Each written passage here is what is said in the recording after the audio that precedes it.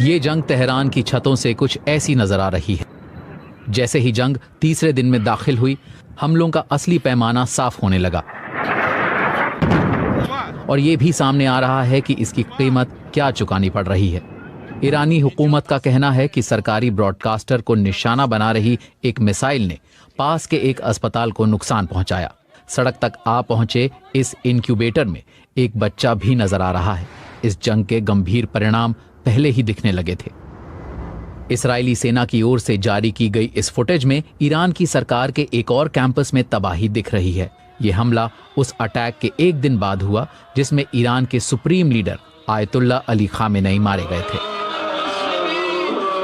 पूरा दिन सड़कों पर भारी भीड़ उमड़ती रही।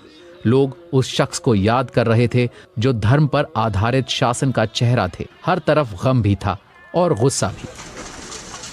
और अब यह गुस्सा पूरे इलाके में फैलता दिख रहा है। इस्राएल में भी मरने वालों की तादाद लगातार बढ़ रही है। बेत शेमशे कस्बे में एक ही मिसाइल से कम 9 लोग मारे गए। ये आंकड़ा अभी और बढ़ सकता है। और ये था यरूशलेम का मंजर। जंग से पहले ईरान की नेवी ने दिखाया था कि वो स्ट्रेट ऑफ हॉर्मूज को बंद कर सकती है। ये वही 10 किलोमीटर का समुद्री रास्ता है जहां से दुनिया के कुल तेल का 5वां हिस्सा गुजरता है। ईरान का कहना है कि अब इसे बंद कर दिया गया है। अगर ये कुछ वक्त तक बंद रहा तो पूरे इलाके की इकोनॉमी को नुकसान होगा। इससे खाड़ी में ईरान के पड़ोसियों की चिंता और बढ़ेगी। कतर, बहरीन और यूएई जैसे मुल्क जो इस अशांत इलाके में खुद को एक सुरक्षित जगह बताते हैं, वो भी अब जंग में और गहराई तक खिंचते जा रहे हैं। भले कि ये नहीं पता कि वजह क्या रही, मगर ये कंफर्म हो चुका है कि कम से कम 4 अमेरिकी सैनिक मारे गए हैं। ये उनके यहां हुई पहली मौतें हैं, पर शायद आखिरी नहीं। As one nation, we grieve for the एक देश के तौर पर हम उन सच्चे अमेरिकी देशभक्तों के लिए शोक मना रहे हैं जिन्होंने अपने देश के लिए सबसे बड़ी कुर्बानी दी। साथ ही हम उस सही मिशन को जारी रखे हुए हैं जिसके लिए उन्होंने अपनी जान दी। हम घायलों के पूरी तरह ठीक होने की प्रार्थना करते हैं और शहीद हुए लोगों के परिवारों को अपना गहरा प्यार भेजते हैं। और दुख की बात है कि शायद ऐसे और मामले सामने आएंगे।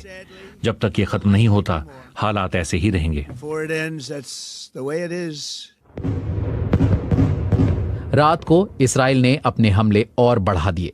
उसने लेबनान में ईरान के साथ ही हिजबुल्लाह को निशाना बनाया। राष्ट्रपति ट्रंप का दावा है कि यह जंग उम्मीद से पहले ही खत्म हो जाएगी। उन्होंने जीत का वादा किया है, लेकिन जंग के नतीजे अक्सर अंदाजे से बाहर होते हैं और काबू से भी। और 3 दिन में ही जंग का असर साफ दिखने